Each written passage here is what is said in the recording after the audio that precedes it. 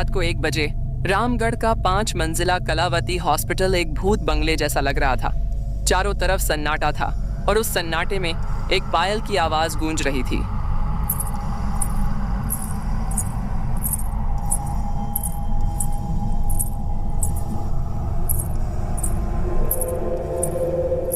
ये इस time hospital में पायल की आवाज कहां से आ रही है?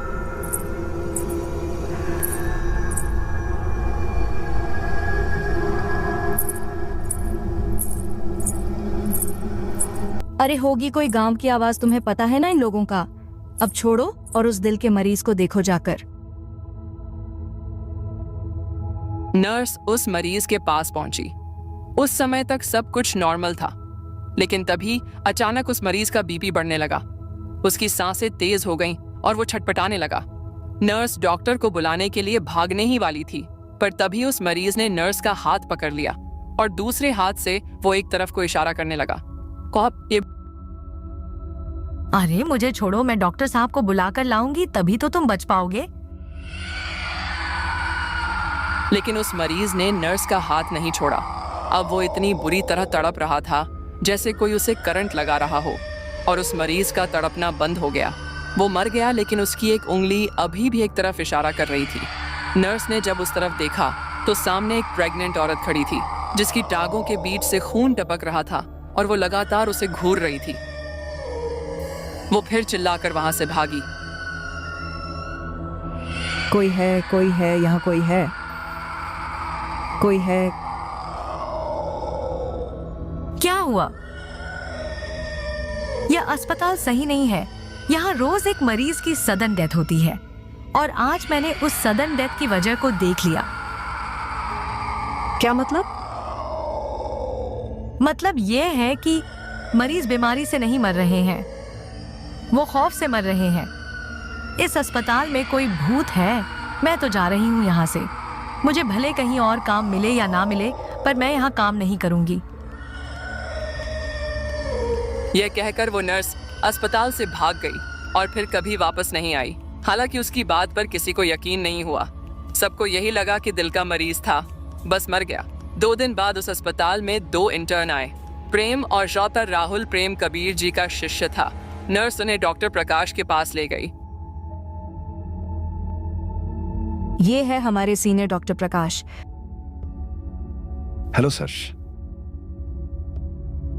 Hello sir. हेलो। ये है इस अस्पताल के हेड डॉक्टर और मालिक डॉक्टर महेश। मुंबई में रहते हैं, बहुत बड़े आदमी हैं। यहाँ आने का उनके पास वक्त नहीं है, पर उनका नाम तुम्हें पता होना चाहिए। डॉक्टर प्रकाश ने उन्हें जरूरी जानकारी दी और कुछ इंस्ट्रक्शन देकर अपने काम में लग गए। भाई, यहाँ सीखने को बहुत कुछ मिलेगा।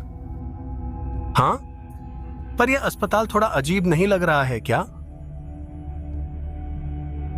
तभी वार्ड बॉय उनके पास आया और बोला, अच्छा सुनो, रात की ड्यूटी तुम दोनों को करनी होगी। रात? हमें तो लगा सीनियर नर्स या कोई और होगा। एक नर्स थी, पर वो छोड़कर चली गई। अब मैं अकेला तो नहीं रहूंगा ना।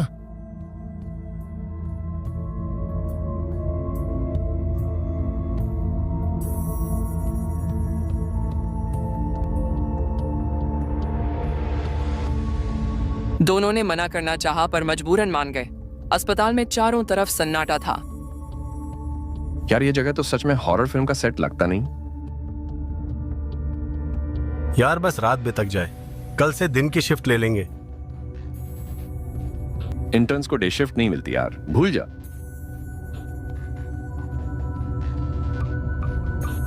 एक मरीज को ऑक्सीजन की जरूरत है भैया। 4थी मंजिल से सिलेंडर लाना होगा। तू जा प्रेम, मैं यहाँ देख लूंगा। प्रेम 4थी मंजिल की तरफ बढ़ा, लेकिन गलती से वो 5वीं मंजिल पर पहुंच गया। 5वीं मंजिल का नजारा बेहद अलग था। वहां सब कुछ परफेक्ट था। साफ सफाई ऐसी कि बाकी मंजिलें उसके सामने फीकी लगती थीं। लेकिन अजीब बात यह थी कि वहां कोई भी नहीं था। इतना बढ़िया फ्लोर है और यहाँ कोई भी नहीं। तभी उसे रोने की धीमी आवाज सुनाई दी। यहाँ कौन रो रहा है? लगता है नीचे वाले फ्लोर से आ रही है। वो थोड़ा आगे बढ़ा तो आवाज और तेज हो गई। डरते डरते उसने सिलेंडर उठाया।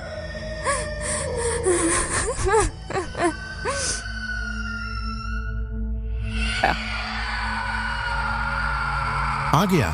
इतनी देर क्यों लगाई? 5वीं मंजिल से लाने में टाइम तो लगेगा ही। 5वीं मंजिल? हाँ, लिफ्ट काम नहीं कर रही थी तो सीढ़ियों से गया। 5वीं मंजिल? अरे भैया, वहां तो कुछ भी नहीं है। वो जो है वो तो शालों से बंद पड़ा है। प्रेम का चेहरा सफेद पड़ गया। नहीं, मैं अभी वहां से आ रहा हूं। सब कुछ सही सलामत था। हाँ भैया, ठीक है। ये मजाक का टाइम नहीं है। काम पर लगो, चलो। प्रेम कुछ नहीं बोला। मरीज को ऑक्सीजन लगाकर प्रेम और राहुल कुछ देर अस्पताल की नर्सिंग स्टेशन पर आराम से बैठे। यार राहुल, मुझे अभी समझ में नहीं आ रहा है कि मैं जिस 5वें फ्लोर पे गया था वो इतना अलग क्यों था यार। इतना शानदार, और अब बर्ड बॉय कहता है कि वो बंद पड़ा है। अरे यार, तू रात की ड्यूटी पहली बार कर रहा है ना, शायद इसीलिए तेरी थकान और डर तुझे कुछ ज्यादा ही सोचने पर मजबूर कर रहे हैं। नहीं यार, चलो मेरे साथ। अभी चलते हैं 5वें फ्लोर पे, सब पता चल जाएगा। राहुल पहले मना करता रहा, लेकिन प्रेम के बार बार कहने पर आखिरकार मान गया। वो जैसे ही 5वें फ्लोर पर पहुंचे, दोनों हैरान रह गए। वहां सब कुछ धूल और जालों से ढका था। फर्श पर मिट्टी की मोटी परत जमी थी। दीवारों का रंग उड़ चुका था। ये कैसे हो सकता है? मैं अभी कुछ देर पहले ही यहाँ पे था यार। ये फ्लोर तो बिल्कुल नया लग रहा था। अबे यार, तू पागल हो गया है। देख, यहाँ कुछ भी नहीं है। तभी एक आवाज आई। आओ, आगे आओ, डरना मत, आगे आओ। तुमने कुछ सुना क्या? ये क्या था यार? लेकिन ये कहां से आ रही है? बचाओ, मुझे बचाओ।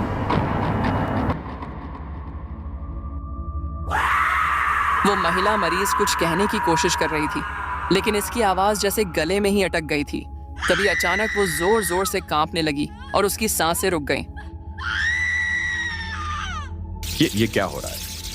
राहुल, ये अचानक कैसे मर गई यार? मुझे नहीं पता यार, लेकिन यहाँ कुछ सही नहीं है। अचानक उस महिला का पेट फूलने लगा। वो इतना बड़ा हो गया, ऐसा लगा जैसे अभी फट जाएगा। दोनों बुरी तरह घबरा गए और तभी उसका पेट एक बम की तरह फट गया। लेकिन अगले ही पल सब कुछ फिर से नॉर्मल हो गया। उन्होंने तुरंत वर्ड बॉय को बुलाकर मरीज की मौत के बारे में बताया, जिसने डॉक्टर प्रकाश को जानकारी दी। डॉक्टर प्रकाश आते ही गुस्से में चिल्लाए, तुम लोग अभी यहाँ नई ड्यूटी के हिसाब से ढल नहीं पाए हो। ये सब तुम्हारी थकान और डर का नतीजा है। लेकिन सर, 5वें फ्लोर पर 5वां फ्लोर? वो 5 साल से बंद पड़ा है। वहां कोई नहीं जाता। वो तब से बंद है जब एक गर्भवती महिला की वहां मौत हुई थी। अब दोबारा वहां मत जाना, समझे? प्रेम और राहुल ने सिर झुकाकर माफी मांगी और वहां से चले गए। अगली रात दोनों ने तय किया कि अब कुछ भी हो, वह 5वें फ्लोर पर नहीं जाएंगे। लेकिन रात के सन्नाटे में एक मरीज के जिसे चलने की प्रॉब्लम थी, अचानक बिस्तर से उठकर चलने लगा।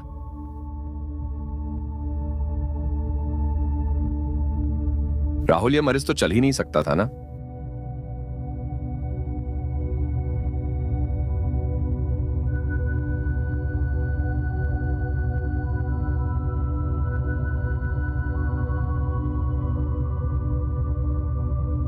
मरीज तेजी से दौड़ने लगा।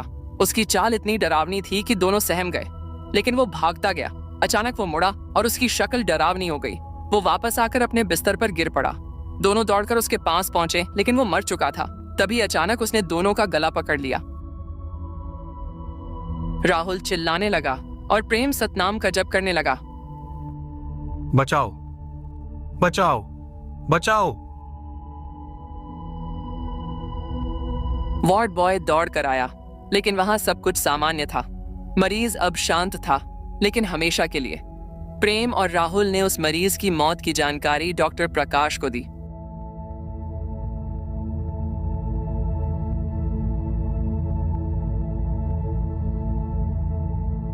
हाँ, इस अस्पताल में सडन डेथ आम बात है। राहुल और प्रेम को डॉक्टर का यह जवाब अजीब लगा। राहुल ने गुस्से में कहा, वापिस सच ऐसा है, मैं ऐसे अजीब अस्पताल में और काम नहीं कर सकता जहां मरीज ऐसे मरते हैं और कोई परवाह नहीं करता।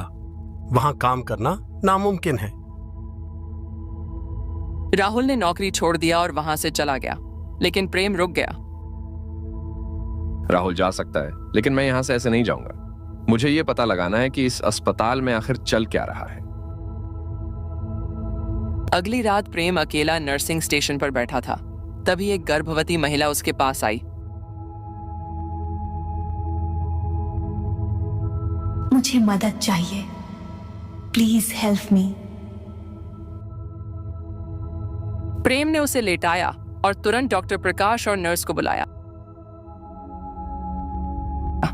जब वो वहां आए तो वहां कोई महिला नहीं थी। क्या तमाशा है यह? तुम्हें क्या लगता है हम खाली बैठे हैं? यहां मरीजों का जान बचाने का काम होता है और तुम हमें बेवजह परेशान कर रहे हो। सुधर जाओ, वरना नौकरी छोड़ दो। प्रेम ने कुछ नहीं कहा। डॉक्टर और नर्स की जाने के बाद वो वहीं बैठा रहा, लेकिन उसका दिल बेतहाशा धड़क रहा था। तभी उसे आवाजें सुनाई देने लगे।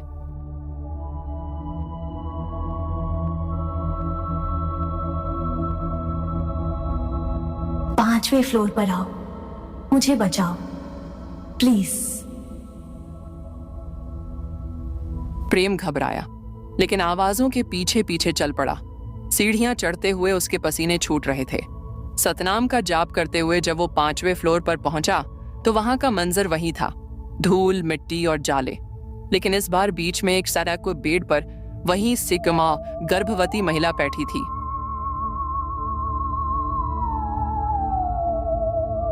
प्लीज मेरी मदद करो, मेरा बच्चा, मेरी डिलीवरी करवा दो, मुझे बचा लो। प्रेम मन ही मन अपने गुरुदेव को याद कर रहा था। उसे कुछ समझ नहीं आ रहा था कि वो क्या करे, लेकिन जैसे जैसे वो उसकी मदद करने के लिए आगे बढ़ा, महिला का रूप बदलने लगा। उसकी स्किन सफेद और भद्दी हो गई, उसकी आंखें गड्ढों में समा गईं, उसकी बाल बैकों अविक्कार को बिखर गए और वह एक भूत की तरह दिखने लगी। तुम कौन हो? ये क्या हो रहा है? प्लीज मुझे बचा लो, मेरी डिलीवरी करवा दो। प्रेम डरते हुए कांपने लगा और तभी उसने बच्चे के रोने की आवाज सुनी। प्लीज मुझे और मेरे बच्चे को बचा लो। प्रेम का डर अचानक सहानुभूति में बदल गया। उसे इस खौफनाक दिखने वाली महिला पर भी तरसा गया।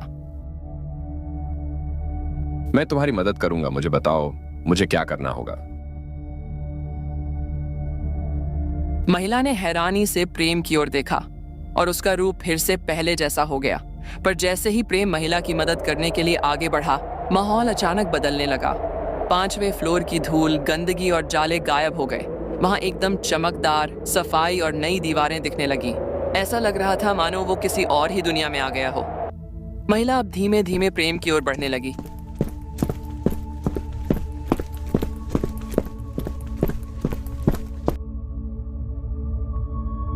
तुम समझते हो कि मैं यहाँ बच्चा पैदा करने आई हूं। मैं यहाँ तुम्हें सच बताने आई हूं। तुम ही हो जो मेरी मदद कर सकते हो। पता नहीं तुम्हारे अंदर कौन सी शक्ति है जो मुझे एहसास दिला रही है कि तुम मेरी मदद कर सकते हो।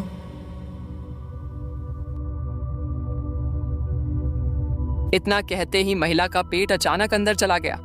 प्रेम देखकर सून रह गया। उसने घबराकर कदम पीछे खींचे और जान बचाने के लिए भागा। पर अचानक वहां के दरवाजे अपने आप बंद हो गए।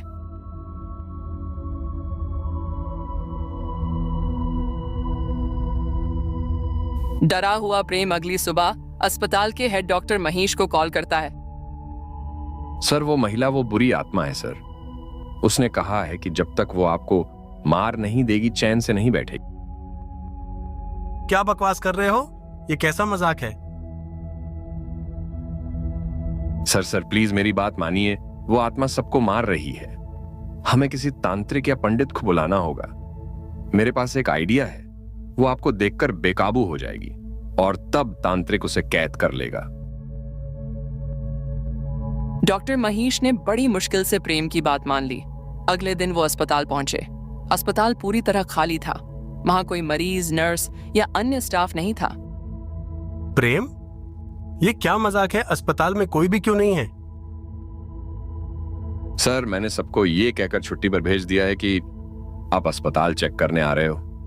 फिलहाल उस आत्मा को पकड़ने का मात्र यही एक मौका है। तांत्रिक भी यही आने वाला है। आप बस अंदर चलिए। डॉक्टर महेश अंदर जाने को तैयार नहीं थे, लेकिन प्रेम ने उन्हें धक्का देकर दरवाजा बाहर से बंद कर लिया। अस्पताल में एक सन्नाटा था। अचानक वही महिला डॉक्टर महेश के सामने प्रकट हुई। याद है तुझे? तूने मुझे मारा था, मुझे और मेरे बच्चे को, सिर्फ इसलिए क्योंकि मैंने तुझसे अपना हक मांगा था। तुम कौन हो तुम भाई? मैं तुम्हें नहीं जानता। झूठ मत बोलो। मैं रोशनी हूँ, तुम्हारे बच्चे की माँ। जब मैंने अपने अधिकार मांगे तो तुमने मुझे चेकअप के बहाने 5वें फ्लोर पर ले जाकर मार दिया और मेरी मौत को सदन देव का नाम देकर भाग गए। डॉक्टर महेश कांपने लगे। महिला का चेहरा बिगड़ने लगा।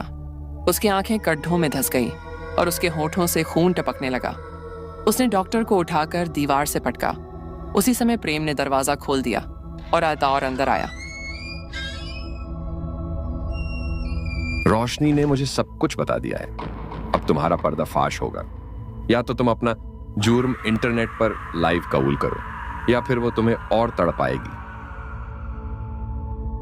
डॉक्टर महेश ने दर्द से कराते हुए मोबाइल निकाला और लाइव वीडियो शुरू किया। मैंने रोशनी का खून किया था। वो प्यार करती थी पर मैंने उसे गर्भवती कर दिया, और जब उसने मुझसे शादी और अपने अधिकारों की मांग की तो मैंने उसे 5वें फ्लोर पर मार डाला। महेश, ये तुम क्या कर रहे हो? मैं प्रेग्नेंट हूँ। मेरे पेट में तुम्हारा बच्चा है। अरे भाड़ में जा तू और तेरा बच्चा। नहीं, प्लीज ऐसा मत करो। तुम्हें इस बच्चे को अपना नाम नहीं देना मत दो, पर प्लीज मारो मत। मेरे माथे पर तुझे बेवकूफ लिखा दिख रहा है क्या, जो मैं तुझे जिंदा छोड़ूंगा? तू पहली नहीं है। तुझ जैसे ना जाने कितने मरीजों और नर्सों का मैंने मुंह बंद कराया है। मेरा बच्चा, मेरा बच्चा। महेश को तरस नहीं आया। पहले तो उसने उसे बुरी तरह पीटा और पीटने के बाद उसे एक इंजेक्शन लगाया जिससे उसकी मौत हो गई।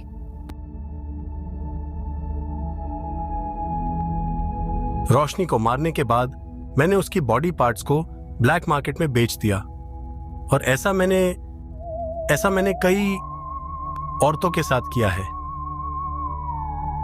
डॉक्टर के रूप में हैवान है तू, हैवान। अब तेरा क्या होगा महेश?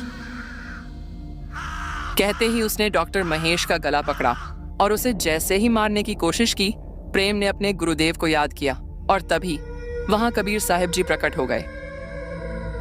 हे बेटी, रुक जाओ। इसे मारकर तुम अपना कर्म मत बिगाड़ो। तुम इसी जन्म में इतना दुख पा चुकी हो। अगर तुमने इसको मारा तो उसका पाप अगले जन्म में फिर तुम्हें भरना पड़ेगा। यह तो अपने कर्मों का फल भोगेगा। लेकिन बाबा, मुझे मुक्ति नहीं मिल रही है। मेरी आत्मा तड़प रही है। जब तक मैं इसे मार नहीं दूंगी, मेरी आत्मा ऐसे ही तड़पती रहेगी। बेटी, मेरे आशीर्वाद से तुम्हें भूत योनि से मुक्ति मिलेगी और तुम्हें मनुष्य जन्म मिलेगा। बाबा, मुझे अब जन्म नहीं चाहिए। मुझे मुक्त करो। मनुष्य जन्म मिलता है तो ऐसे भेड़िए दुख देते हैं, और जानवरों जन्म मिलता है तो प्रकृति कष्ट देती है। हे बाबा, क्या जन्म मरण से मुक्ति नहीं मिल सकती? तुम जाओ और मनुष्य जन्म में मुझे याद करना, मैं आऊंगा और तुम्हें नाम दीक्षा दूंगा और तुम मेरी भक्ति करना। फिर मैं तुम्हें यहाँ के दुखों से हमेशा हमेशा के लिए मुक्त करके सतलोक ले जाऊंगा, जहां ना कोई धोखा है, ना छल है और ना दुख है, वहां सदा सुख है। रोशनी की आत्मा वहां से गायब हो जाती है और तभी वहां पर भीड़ इकट्ठी हो जाती है और डॉक्टर को मार मार कर अधमरा कर देती है। फिर कबीर साहब उस भीड़ को शांत करते हुए सत्संग करते हैं। सच्ची भक्ति से ही जन्म मरण के चक्र से मुक्ति मिलती है और शाश्वत शांति प्राप्त होती है।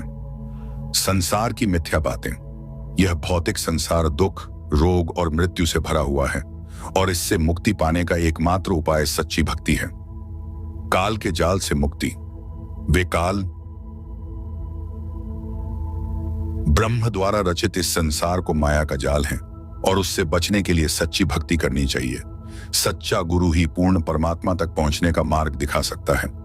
जो लोग मेरी शरण में आते हैं और मेरी बताई विधि से भक्ति करते हैं, उन्हें अनेक लाभ होते हैं, जैसे कि रोगों से मुक्ति, सुख शांति और जन्म मरण के चक्र से छुटकारा। मेरे सत्संग का मुख्य उद्देश्य लोगों को पूर्ण परमात्मा की जानकारी देना, उन्हें सच्ची भक्ति के मार्ग पर ले जाना और उन्हें इस संसार के दुखों से मुक्ति दिलाना है। डॉक्टर कबीर साहब के पैरों में गिर गया और डॉक्टर कबीर साहब जी से माफी मांगते हुए उनसे नाम दीक्षा ली और भक्ति किया, सदा के लिए बुराई न करने के लिए वचन दिया और अस्पताल से बाहर आ गया। और उसके साथ ही भीड़ से लाखों लोगों ने कबीर साहब जी से नाम लिया और मर्यादा में रहकर सच्ची भक्ति की। दर्शकों, अगर आपको यह वीडियो पसंद आई हो तो इस वीडियो को लाइक कर दीजिए